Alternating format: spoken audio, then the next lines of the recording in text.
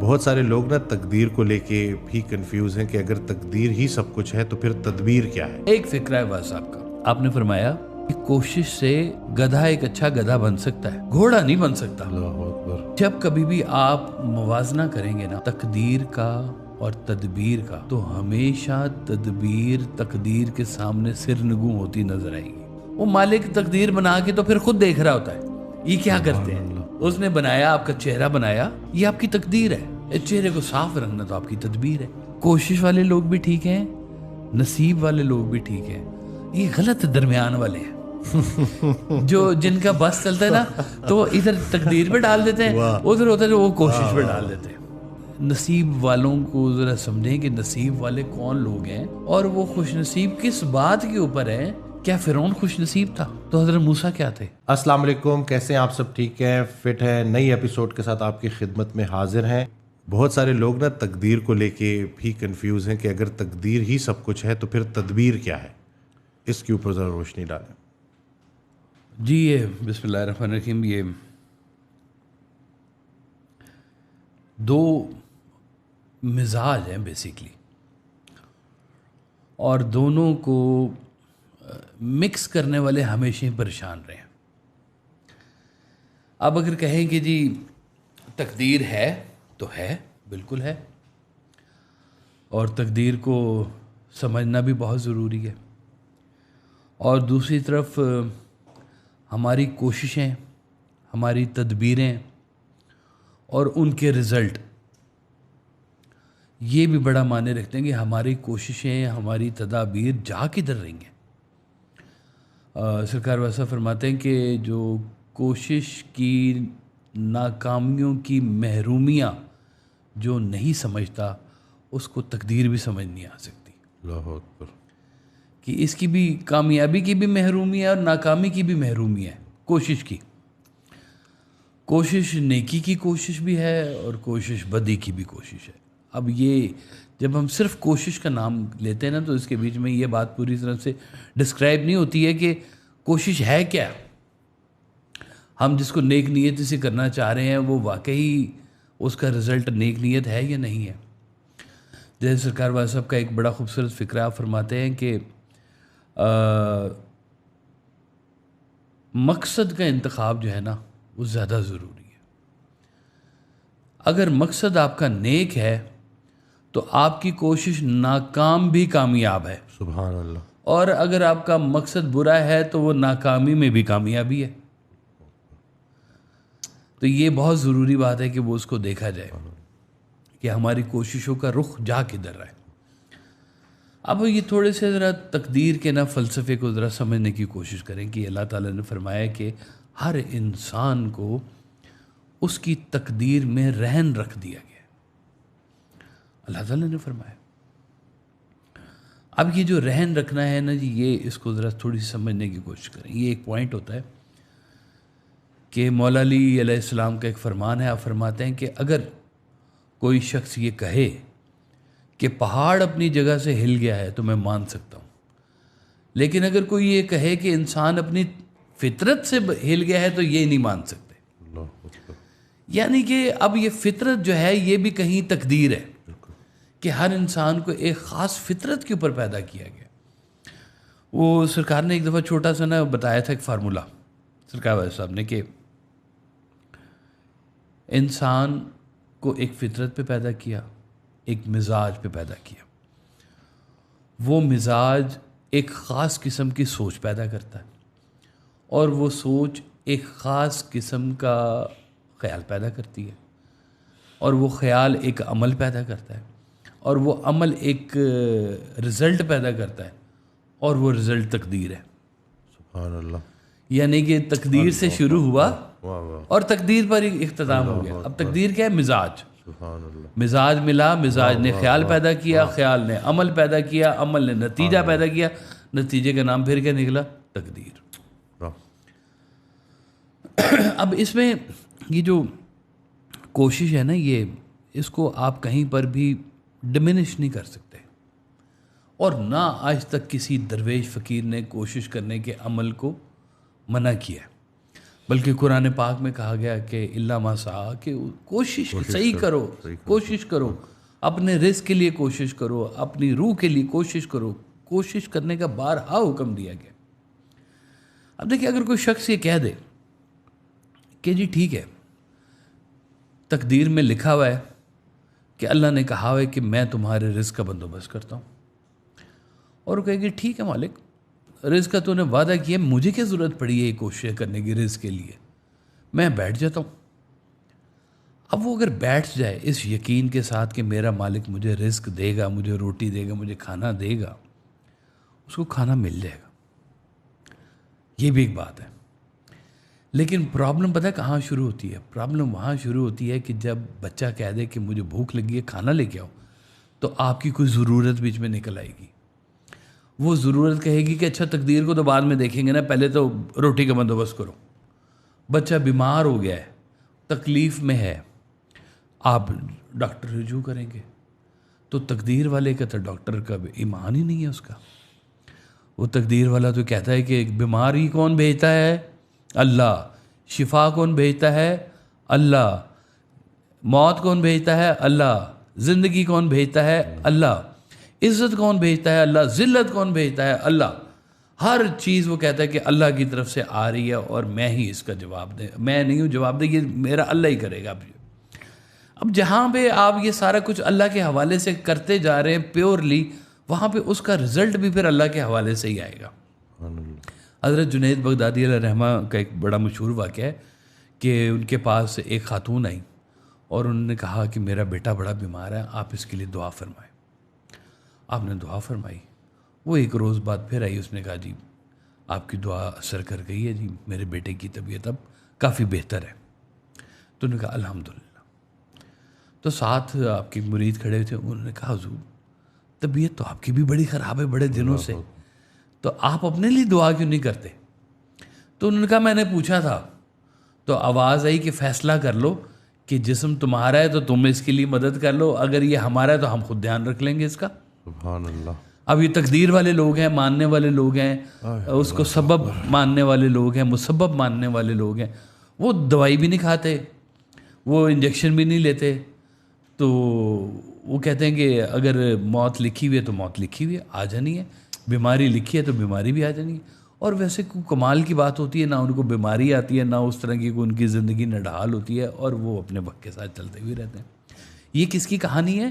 جو مکمل سرنڈر کر کے اپنے آپ کو بیٹھ جاتا ہے۔ یہ کچھ خاص قسم کے لوگ ہوتے ہیں کہ جنہوں نے اپنی ہر چیز کو سرنڈر کر دیا، کس کے لیے؟ اللہ کے حوالے سے، کہ یا اللہ تو ہے، کبھی تو گالیاں پڑواتا ہے، کبھی تو چائے پلاتا ہے، تیرے انداز ہی عجب ہیں۔ وہ ہر چیز کو ادھر سے دیکھ رہے ہوتے ہیں کہ یا اللہ کہیں پہ اتنی میرے لیے تم نے ذلتیں رکھ دی، کہیں پہ میری عزت افزائیاں تم نے کروا دی ہیں، کمال کھیل ہیں تیرے بھی یا اللہ تعالیٰ ہیں۔ وہ یا اللہ تعالیٰ کے ساتھ ہر چیز اپنی کنیکٹ کرتے رہتے ہیں۔ لیکن جہاں پہ یہ درمیان میں ایک پرابلم اس کو آئے گا جو ابھی آدھا تقدیر کے اوپر ہے اور آدھا تدبیر کے اوپر ہے، نہ وہ مکمل تدبیر کے اوپر ہے، نہ وہ مکمل تقدیر کے اوپر ہے۔ نصیب اور تقدیر جو ہے نا جی، یہ اس کو سمجھنے والی بات ہے کہ اللہ تعالیٰ نے آپ سے پوچھے بغیر ایک آپ کی سٹوری پہلے سے لکھ دی ہوئی ہے ساری، کہ آپ فلاں کے گھر میں پیدا ہوں گے اور انہی گلیوں میں پھریں گے، آپ یہ آپ کے ماں باپ ہوں گے، یہ آپ کے عزیز و اقارب ہوں گے، یہ آپ کو مذہب مل گیا۔ اب یہ آپ کے آنے سے پہلے اس نے آپ کی خوراک جو ہے وہ ماں کو پہلے بھیج دی ہوتی ہے۔ سبحان اللہ۔ یہ اب اس کی تقدیر ہے، یہ فیصلہ ہے اس کا۔ لیکن اگر یہ سارا کچھ اتنا ہی فکسڈ ہے تو پھر یہ جنت کیوں ہے اور دوزخ کیوں ہے؟ سوال پیدا ہوتا ہے اس کے اوپر کہ بھئی اگر اتنا ہی اللہ تعالیٰ نے، تو پھر اس کا مطلب ہے کہ پھر یہ بھی کہنا چاہیے تھا کہ یہ اللہ تعالیٰ پھر عبادت ہی کیوں ہے؟ اگر جنت بھی فکس ہے، دوزخ بھی فکس ہے، تو پھر یہ عبادت بھی کیوں ہے؟ کہ جب رزلٹ میرا لکھا ہوا ہے کہ میں نے جنت میں ہی جانا ہے تو مجھے عبادت کرنے کی کیا ضرورت ہے؟ جس بچے کو یہ پتہ چل جائے میں نے فیل ہونا ہے، وہ پڑھے گا کیوں؟ وہ کیوں پڑھے گا؟ اور جس کو یہ پتہ لگ جائے کہ میں نے پاس ہی ہونا ہے، وہ کیوں پڑھے گا؟ تو یہ جو پوائنٹ ہے نا، یہاں پہ یہ سمجھنے کی بڑی ضرورت ہے کہ انسان کی تقدیر کس جگہ پر کام کر رہی ہے اور کہاں پہ تدبیر اس کے ساتھ یا ایفرٹ یا کوشش کام کر رہی ہوتی ہے۔ ایک فکرہ ہے واز صاحب کا، وہ ایسا فکرہ ہے کہ یہ اس پوری بات کو نا وہ سم اپ کر دیتا ہے۔ یہ اس پورے یہ جو جھگڑا ہے نا، یہ آپ نے فرمایا کہ کوشش سے گدھا ایک اچھا گدھا بن سکتا ہے، گھوڑا نہیں بن سکتا۔ اللہ اکبر۔ اب یہ گھوڑے کا نصیب ہے کہ وہ پیدائشی طور پہ گھوڑا ہے۔ ایک بندہ محنت کرتا ہے، غریب گھر میں پیدا ہوا ہے، اس نے غریبی دیکھی ہے، اور ایک بندہ ہے جو سونے کے چمچ لے کے پیدا ہوا ہے، امیر گھرانے میں پیدا ہوا ہے، اس کو پتہ ہی کوئی نہیں، اس کو پتہ ہی نہیں ہوگا فاقہ کیا ہوتا ہے۔ وہ لوگ کیوں نہیں کھا رہے ہیں روٹی؟ انہوں نے کہا جی آٹا ختم ہو گیا ملک میں، جی وہ کہا تو بریڈ کھا لیا کریں، کیک کھا لیا کریں ہیں۔ اس کو کیا پتا کہ وہ لوگ کہاں سے گزرے ہیں؟ یہ اب اس کے ویژن میں نہیں ہے بات، غریبی کے لیے پتہ ہے اس کو۔ وہ ایک تھا رائٹر، وہ کہتا ہے جی اب تو میری رائلٹی اتنی ہے کہ پر گھنٹے کے حساب سے مجھے بکس کے پیسے ملتے ہیں، اتنے پیسے ملتے ہیں مجھے۔ ابھی دیکھیں جیسے وہ جس نے جے کے ہاولنگ، جس نے ہیری پوٹر لکھی ہے جی، ہیں وہ ہیری پوٹر، اس نے وہ ایک غریب سی جگہ پہ ایک چائے خانے میں بیٹھ کے اس نے ہیری پوٹر لکھی ہے، اور آج وہ واقعی گھنٹے کے حساب سے اس کو یا منٹ کے حساب سے پیسے مل رہے ہیں، اور بے بہا پیسے مل رہے ہیں اس کے۔ تو اس طرح سے وہ رائٹر تھا، تو وہ کہتا ہے کہ جی میں جب چھوٹا ہوتا تھا نا، تو میں کتنی دیر جا کے نا آئس کریم کی دکان کے آگے کھڑا ہوتا تھا، اور میں سوچتا تھا کہ کبھی کوئی ایسا دن بھی آئے گا کہ میں آئس کریم کھاؤں گا، نہیں پتا اب نصیب کا کہ کیا ہے کیا نہیں ہے۔ پھر اس نے ایک کتاب ترتیب دی، اس کا بندے کا نام تھا ڈاکٹر جانسن۔ ڈاکٹر جانسن نے کتاب ترتیب دی، اور وہ اپنے علاقے کا جو لارڈ تھا اس کے پاس گیا کہ سر میں نے یہ کتاب مرتب کی ہے اور میں اس کو چھپوانا چاہتا ہوں۔ تو اس نے کہا کہ اچھا چلو آؤ بیٹھو کھانا شنا کھاؤ۔ اب وہ کہتے ہیں کہ وہ کھانا کھلا رہا ہے مجھے، باتیں کر رہا ہے، تو جو میں ہیلپ سیکھ کرنے کے لیے آیا ہوں، جو لارڈ شپ اس کو کرنی چاہیے وہ نہیں وہ کر رہا۔ کہتے بہرحال وہ اس نے گھما پھرا کے نہ تو ہمیں فارغ کر دیا، اس نے مدد کوئی نہ کی کتاب چھپنے میں۔ کہتے پھر ایک ٹائم آیا کہ میں نے کچھ لوگوں کو بتایا کہ یہ کتاب ہے کیا، سمجھو صحیح، اور وہ کتاب تھی دنیا کی پہلی ڈکشنری، اللہ اکبر، جس نے انگلش کی پہلی ڈکشنری جس نے ایجاد کی تھی۔ تو وہ لوگوں کو سمجھ آئی، اس نے اس کو پیسے دیے، وہ کتاب چھپ گئی۔ اب وہ پہلی جب ڈکشنری چھپی تو وہ دنیا میں اس کی دھوم مچ گئی کہ یہ کیا چیز آ گئی ہے، تو بڑی کمال کی چیز آ گئی۔ اخبارات میں اس کے فیچرز آنے شروع ہو گئے اور دھوم مچ گئی۔ اب وہ غریب نہیں تھا، اب تو وہ بڑا امیر ہو گیا تھا، پھر یکدم اس کی تو دنیا بدل گئی ہوئی تھی۔ اب وہ واقعی اس کو کچھ منٹ کے حساب سے اس کے پیسے بن رہے ہوتے تھے دھڑا دھڑ کے۔ آج اتنے ہزار ایڈیشن بک گئے، آج اتنے لاکھ کتابیں، ملینز کے حساب سے کتابیں بکی ہیں وہ والی اس کی۔ تو وہ جو لارڈ تھا نا جس کے پاس وہ پہلے گیا تھا جی، وہ لارڈ نے نا پھر ایک خط لکھا، اس نے ایک خط جو تھا نا اخبار میں دیا اور کہا کہ جی یہ ہمارے علاقے کا بچہ ہے اور یہ ہے ایسے ہے اور بڑا اچھا ہے ایسے۔ تو اس نے جب خط پڑھا اس کو بڑا غصہ چڑھا، اس نے اس خط کا جواب پھر لکھا، وہ بھی اخبار میں لکھا۔ اس نے لکھا کہ جناب اب وہ دن نہیں ہے جب میں آپ کے پاس آیا تھا، اب میرے دن بدل گئے ہیں، اب میں بھی آپ کی طرح کا ایک لارڈ ہوں، اور جب میں آپ کے پاس لارڈ شپ کے لیے آیا تھا تو آپ نے میری مدد نہیں کی تھی، مجھے آپ کے لیٹر کی ضرورت ہی نہیں ہے۔ اور نہ بول پڑی نا بیچ میں سے کہیں، تو اس نے وہ سارا اس کا کاٹا لگا دیا کہ بھائی جب تم نے میری ٹائم پہ مدد ہی نہیں کی تو اب تم کس بات کا میرے ساتھ ایسوسیشن کر رہے ہو۔ تو یہ وقت کے ساتھ اور نصیب کے ساتھ کہیں پر ایک غریب کا بچہ بھی امیر ہو سکتا ہے، ایک امیر کا بچہ بہت غریب ہو سکتا ہے۔ دیکھیں جب کبھی بھی آپ موازنہ کریں گے نا تقدیر کا اور تدبیر کا، تو ہمیشہ تدبیر تقدیر کے سامنے سرنگوں ہوتی نظر آئے گی۔ کیوں؟ ایک ہی ایفرٹ کرنے والے سارے لوگ کامیاب نہیں ہو سکتے، کیوں ایک ہی کلاس میں پڑھنے والے، ایک ہی ٹیچر سے سبق لینے والے علیحدہ علیحدہ نمبر کیوں لیتے ہیں؟ کیوں ایک جیسی غربت میں پلنے والا ایک CSS کر جاتا ہے، ایک بیچارہ ریڑھی لگا رہا ہوتا ہے وہاں پر؟ سب کی کوششیں برابر ہوتی کیوں نہیں ہیں وہاں پہ؟ تو کہیں نہ کہیں پہ تقدیر تو چل رہی ہے، بالکل تھوڑی سی لمٹ میں چل رہی. جیسے مولا علیہ السلام سے کسی نے پوچھا کہ انسان کتنا آزاد ہے اور کتنا محکوم ہے، آزادی کہاں پہ ختم ہو جاتی انسان کی؟ تو مولا علیہ السلام نے کہا کہ اپنا ایک پاؤں زمین سے اٹھاؤ. انہوں نے پاؤں اٹھایا، اور اب دوسرا اٹھاؤ، وہ تو نہیں اٹھتا، اور بس یہی تمہاری آزادی ہے اور یہ تمہاری قید ہے، اتنے سے تم پابند ہو. کہ انسان بڑی محنت بھی کرے تو کشش شکل سے باہر نہیں نکل سکتا. اپنے طور پہ جہاز میں تو سارے چلے جاتے ہیں نا جی، تو وہ زمین کی کشش نہیں وہ توڑ سکتا. یہ اب اس کا نصیب بھی ہے. آپ فرماتے تھے کہ دیکھو یہ اس کو یوں سمجھو کہ ایک جزیرہ ہے، اس جزیرے کے اوپر تمہیں پیدا فرما دیا.